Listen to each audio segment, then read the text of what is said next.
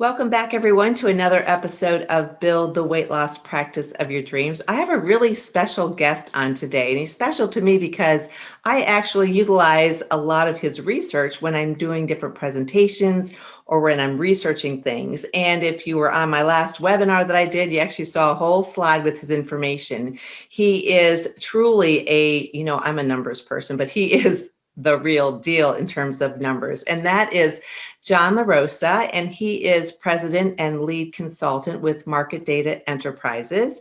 And they actually create a lot of research. I'm going to let him tell you the details, but he's the one who actually takes what's going on in the world, turns it into something that makes total sense. And also, the great thing about it is it can be predictive in terms of trends, what happened, and then what to expect for the future. And he always has his finger on the pulse. And so he does a lot of research, but we're going to focus today on research related to the weight loss industry. So this is information I know everybody is going to really enjoy hearing about. And he also has the world's largest store for market research, and it's pretty amazing. So John, I'm going to let you take it from here. Tell us a little bit about your background, how you got to where you are today, yourself and also your corporation. Sure. Thank you for having me, Karol. I originally was going to be a teacher. I was going to be a Spanish teacher, a language teacher. And I found after a year of teaching that I really didn't like it. It didn't stimulate me, and the pay was terrible. So I decided to switch to business, and I got an MBA in marketing in New York, where I grew up.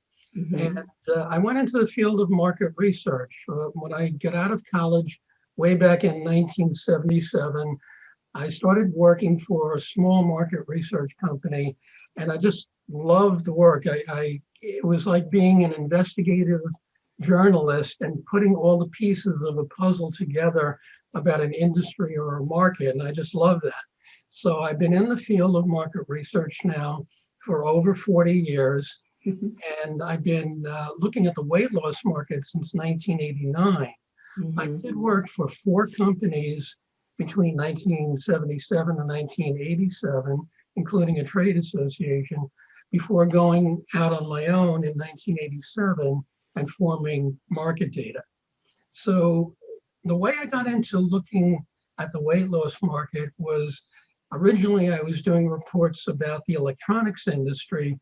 And I found that there was a lot of competition. There were a lot of other publishing companies doing reports about electronics and electronic components. And I decided to diversify and look at other markets, especially ones that didn't have a trade association and where there was no report, there was no information about that market. So in 1989, I was looking at TV, and I was looking at Oprah Winfrey at the time, and she was fasting using a program called OptiFast, which is a liquid protein diet, fasting diet, and she lost something like 70 pounds on it, which was a dramatic weight loss. And I began to get curious about the weight loss market and all the articles and shows that were being done about it. And at that time, there was some question about the integrity of some of the weight loss companies and some of the deceptive advertising claims that were being put forth. So I found out that there was no trade association, no one representing the industry, and no one really knew how big it was or how fast it was growing.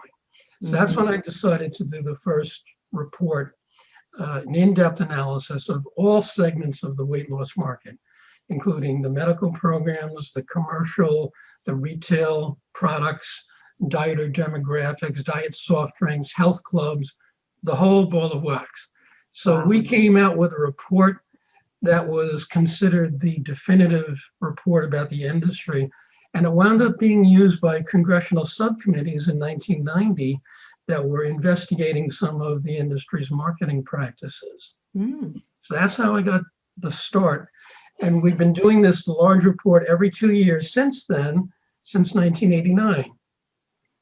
Wow, I actually didn't realize that history. So that's amazing. That's very fascinating. Tell us a little bit about how do you gather your data primarily, and then, of course, a little bit about interpretation. Mhm.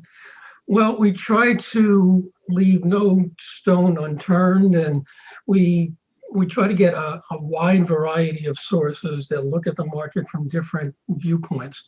We looked at government agencies and any surveys they may have done. We look at trade associations.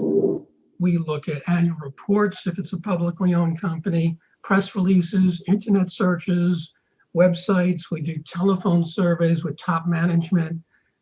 So all of those form the database of information that we put together.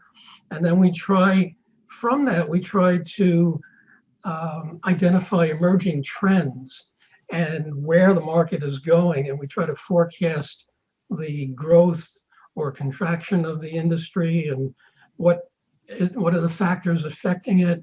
So it's really um, a comprehensive investigation from a wide variety of information sources. Right. Wow. Well, I have to, for one, I'm very glad that you do that because I can imagine how time consuming that is. I mean, I can imagine to gather all that data and then to sit down and really interpret it and be an objective force for that. Yeah, and I should mention that we're not commissioned or funded by anyone to do this research. We're completely independent, so Mhm. it's unbiased and objective information, and that's why people buy our reports. Wow. I think sometimes you only know what you know, wherever you're working. So I think a lot of the listeners would be really interested because you have a much broader vision of this. And we may just know medical weight loss or just surgical weight loss or just some of the retail that sort of thing. Can you break it down in the current industry? How is it divided by different weight loss providers, from big box to medically supervised, to the different options that people have out there? Because it really is vast, and it's amazing to me. Sometimes we have physicians who I just respect so much. They've spent years and they have the research and they know what they're doing with their patients, and yet sometimes people will they'll utilize other sort of fad things, or just whatever looks good from a marketing perspective, like you're talking about. How does it break down for the weight loss industry in terms of market share? Well, when most people think about the weight loss market, they think about the companies like Weight Watchers and Nutrisystem and Jenny Craig. And those are the ones that you see advertised the most because they have the biggest marketing budgets Right. to spend on national TV ad campaigns. So that segment of the market, well, the total market is probably about 70 or $72 billion right now when you consider the revenues of health clubs and diet soft drinks and artificial sweeteners and diet foods and medical programs and commercial programs. The commercial programs, like I just mentioned, like Weight Watchers, constitute about a $4 billion share of that 70 billion. So it's kind of small, but some people may not consider the revenues of health clubs to be part of the market, but we do. Then you have the medical weight loss programs, including bariatric surgery, which probably accounts for another $7 to $8 billion when you consider the surgery, the prescription diet drugs, the bariatricians, which are now called obesity medicine specialists. They changed the term. Right. And then you have VLCD programs, which stands for very low calorie diets. And the medical chains, which are like regional chains of franchises operated by probably 10 or 12 different companies. Then you have diet entrees and dinner entrees that are low-cal meals like lean cuisine. That's another couple of billion. You have meal replacements like shakes and nutrition bars such as Slim Fast and Atkins Nutritionals. That constitutes another $4 billion of the market. So, those are some of the big pieces. The health clubs industry, by the way, their revenues dropped about 35% last year because of the pandemic, but they're a $22 billion chunk. And the diet soft drinks is about another 19.5 billion. Wow. So if I hear you correctly, then health clubs are actually have the largest portion of that, the 22 billion? Yeah. Well, we like I said, we consider them part of the weight loss market because Sure. we figure that people are going to a health club to either lose weight or maintain weight, Yeah. and not just to look good and get Right. muscles. Right. And it is expensive. Health clubs are. I mean, it seems like everything's expensive nowadays, but that definitely is something that is expensive. Since you have your finger on the pulse, tell me a little bit about what you've seen in your research from outcomes from the pandemic and how that affected the various different areas of weight loss Well, yeah, market. some of course, a lot of the weight loss clinics and centers were closed for part of the year. Mhm. And we think that the medical weight loss programs uh, probably saw a 25 or 27% decline in revenues because Mhm. of those closures and seeing less patients. Of course, they were able to see patients virtually through Zoom meetings. And so they may have actually seen an increase in the number of patients last year. But overall, it was a horrible year for many industries, and the weight loss market is no exception. So, Right. so some of the mega trends that I think apply to dieters now is that you see people want to eat clean with no artificial ingredients, and millennials especially are they want to eat clean, and this trend definitely affects millennials as a group. And millennials are now the largest population group, even bigger than baby boomers. So they're going to represent the new generation of dieters going forward. Consumers also want high protein foods and drinks, and they have been in this trend for a couple of years now. We're also in a do-it-yourself diet cycle where 85% of dieters don't join a structured weight loss program, and they use things like meal replacements and easily obtainable diet products that they can get through retail or multi-level marketing. People are exercising at home more. They're buying home exercise equipment. They're using apps like Noom and MyFitnessPal. They're using equipment like Tonal and Mirror. And dieters are also looking for convenience and safety, the home delivery of foods. That's why Nutrisystem held up well last year, because they don't have any weight loss centers. They just deliver the food to your home, and they provide counseling by phone.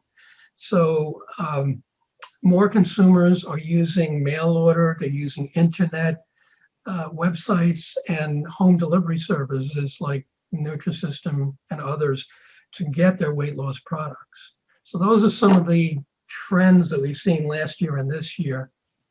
Yeah, well, I think that is actually it's very eye-opening. I don't think it's necessarily surprising, but eye-opening in a way that it requires those that provide medical weight loss or any sort of weight loss services. You're going to have to take all of that into account as you're creating your programs, as you're selecting your products, as you're determining how you're going to deliver your services and how you're going to be coaching your patients and what you're going to include in your program, that sort of thing, because it's an ever-changing environment out there. And if you're not keeping up with it, last year, I know I spent a lot of time with practices helping them pivot to online and apps and membership programs and things that they could do in their practice for retail sales and for their coaching and all that sort of thing virtually. So it's one of those things it just seems to be changing all the time. It's hard to keep up, but those trends that you just mentioned are really important for everyone to take to heart. And I know you see a lot of things, and I get asked this question, and I don't have as broad of, I mean, I work with practices across the US, but I don't have that scientific data like you do. But what do you see as sort of the typical gross revenues for medical weight loss programs versus profit, that sort of thing? What do you see in your research? Is that something that you're able to actually obtain some solid data for? Yeah, because there, like I mentioned, there are about 12 companies that sell medical weight loss franchises, and we Mm-hmm. can obtain their franchise disclosure documents where they have the typical earnings of a franchise and Sure. typical earnings per center and their expenses and so forth.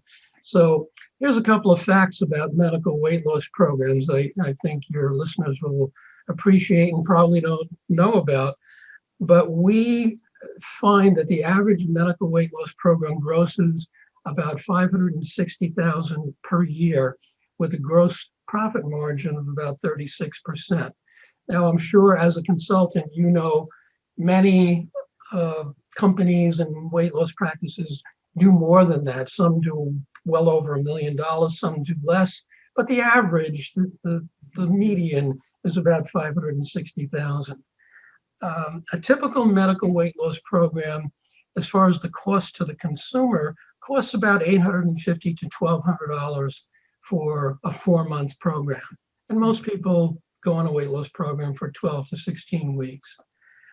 It can run as high as $3,500, depending on the amount of products that they buy and how long they stay on the plan and the amount of coaching that they receive or counseling. There are a variety of different types of weight loss companies. You have regional chains like Lindora and Medical Weight Loss of Michigan and Dr. G's and a bunch of others. There's 12 franchise companies that we've been able to identify and a few licensees also. Then you have hospital-based programs. You have individual doctors with a weight loss program who may be an internist or a general practitioner or a family doctor. And then you have the MDs that specialize in treating obesity, who are called bariatricians or obesity medicine specialists. So you've got about 4 or 5 different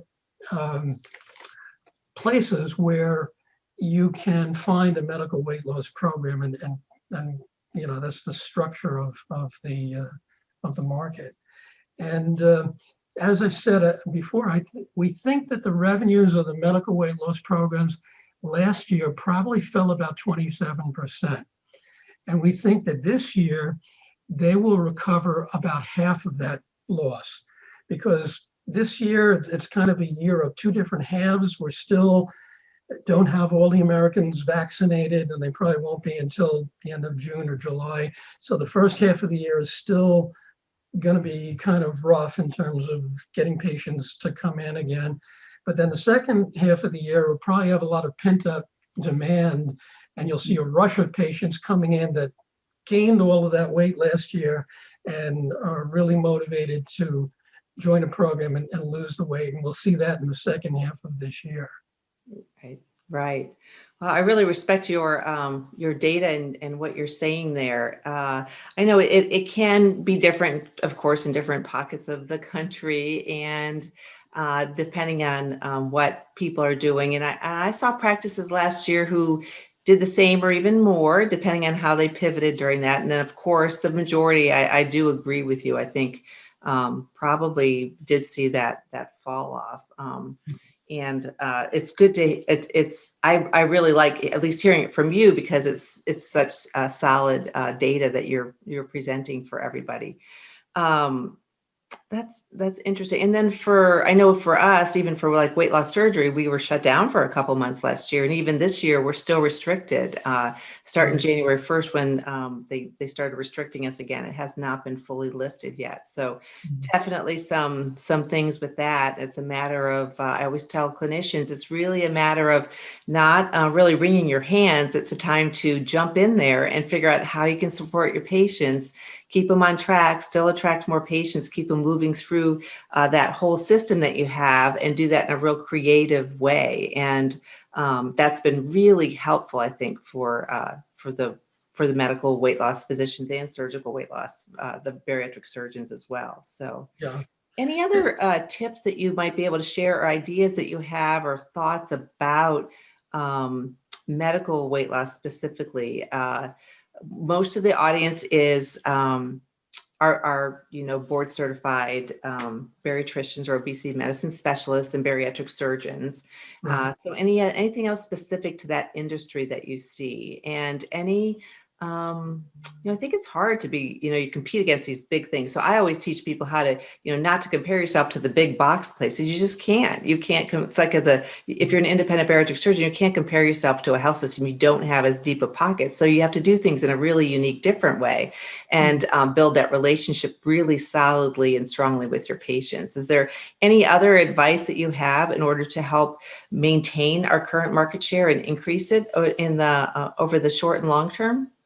Yeah, I think there are several areas of opportunity that doctors that are interested in weight loss should look at, especially treating people that have diabetes or pre-diabetes. I mean, the obesity levels in America are at record highs. 42.5% now are obese, and it doesn't seem to be declining. So, this is going to be with us for a long time into the future. Treating women with hormone imbalance uh, tends to lead to weight gain. Um, Reaching more patients through virtual meetings such as Zoom. And I should mention that virtual meetings are now covered by health insurance, just like in-person visits are. So, that's a change. And MDs may be thinking, oh, if I do a meeting over the phone or virtually, it's not going to be covered by insurance. It is. So don't worry about that. Um, there's going to be pent up demand this year for weight loss services of all kinds. And it's now apparent that obesity is directly related to more serious cases of COVID. So I think consumers in general are more concerned about their health and maintaining their health and wellness. So I think they may take weight loss programs more seriously. Also, another area of opportunity for doctors is educating patients about various ways that they can pay for a medical weight loss program that they may not be aware of. And I would venture to say that a lot of doctors themselves are not aware of this. Care credit accounts, which offer installment plans to pay for a medical weight loss program. The Affordable Care Act, or Obamacare, has a preventative health benefit, which is worth $1,600 per year in wellness services, and that covers weight loss. That can be used to pay for a program. Health savings accounts and flexible savings accounts, and even IRS tax credits. So where some consumers may think that a medical weight loss program is more expensive than a commercial program like Weight Watchers or Jenny Craig, in many cases it's not. So that's an opportunity for MDs to educate the public that it's an affordable program for them if they take advantage of these credits. Sure. I don't think I've ever seen, you probably have this number, but I've not read it in any of your data. But do you know for medical weight loss, what percentage is insurance-based versus cash-based? Do you have any data for that? I haven't seen any data on that.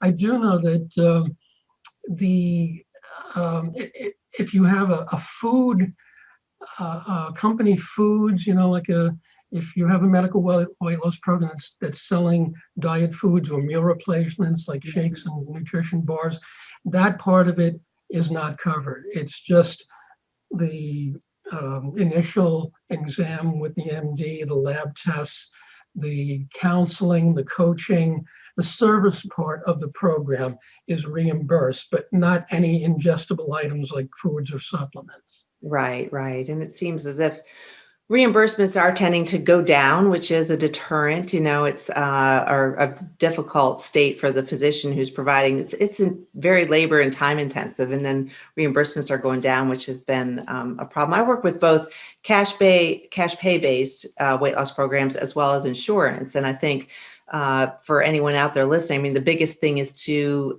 have your vision in mind, know who you want to work with, and then differentiate yourself. So if everyone else in town is doing cash pay, then differentiate yourself that you accept insurance. Right, And for right. those that are cash pay, kind of just really talk about what it is that you're offering in a unique way that helps justify the cost to the patient. So there's lots of different ways to do that. But I just had to ask that since I had you right here, I had to take advantage of the opportunity to ask you that. Yeah. You've This- really done, now you not only do research in weight loss, your whole corporation actually does it across many different arenas, right? Yeah, we cover a wide variety of service and healthcare sectors. Um, Everything from commercial cleaning services to daycare centers to collection agencies, med spas, mostly healthcare. Yeah, Um, but the weight loss market has been our specialty, our yeah, main specialty since 1989. So yeah, we do a lot of consulting and custom research, and I do a lot of teleconference calls with people who want to start a weight loss program or invest in it, or and they may be investing in weight loss stocks like Weight Watchers or yeah. Fast or Herbalife, and they want a status report of the market. So yeah, we're pretty diversified in terms of the service sectors that we cover. Uh, Right. I just want to make a couple of predictions for the market, Yep. if I may. Love that.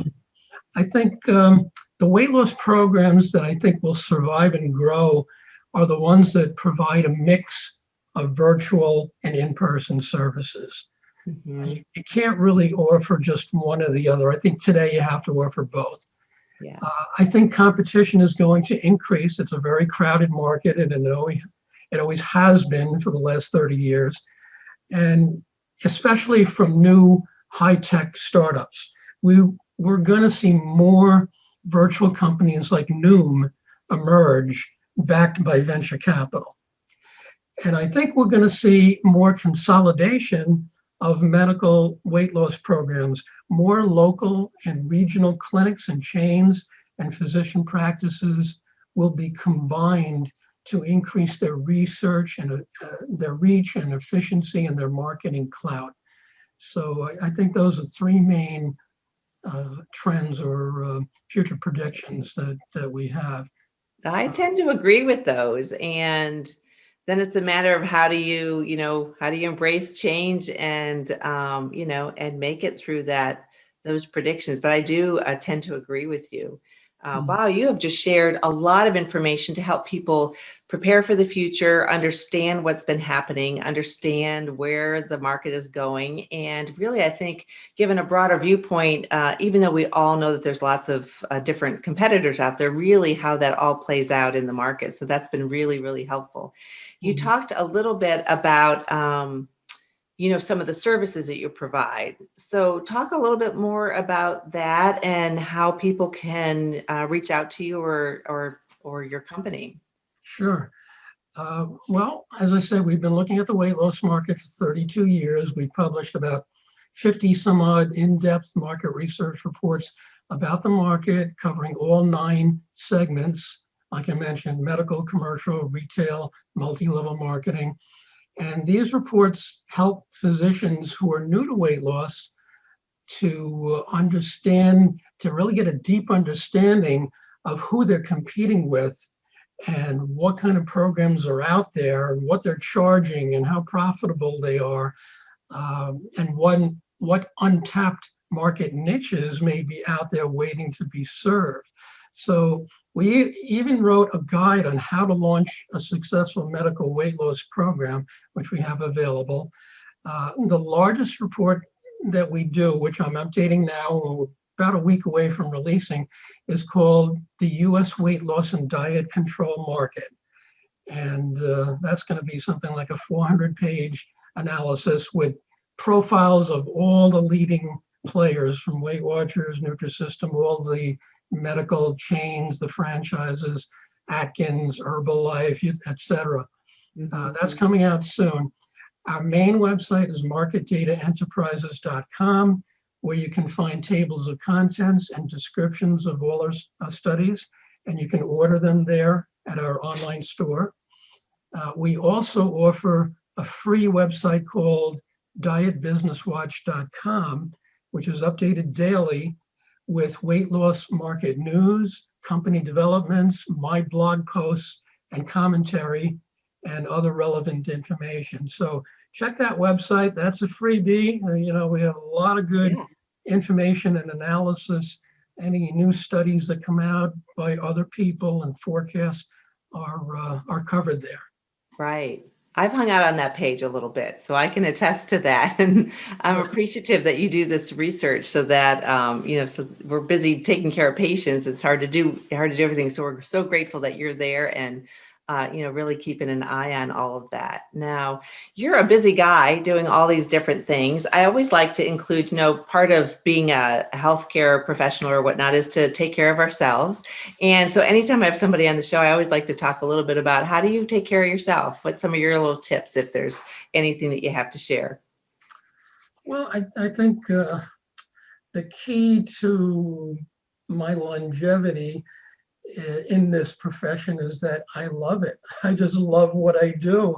It's still interesting to me. It's still my passion. And like I said, it's like being an investigative journalist where you're putting all the pieces of a puzzle together to tell you what's happening in a market. And it never gets boring for me because I'm looking at a different industry every 2 months. It takes us about 2 months to do a typical report, a little longer for the weight loss report because it's a bigger study. But in any given year, I'm looking at 6 or 7 different industries that each have their own characteristics and nuances. So it's just interesting to me. As far as keeping in shape, I like to play golf. I like to bowl. I still bowl on a league. And I like to compete in tournaments, and I compete in a league where we have people that are anywhere from 18 years old up to 75 years old. And bicycle, Great.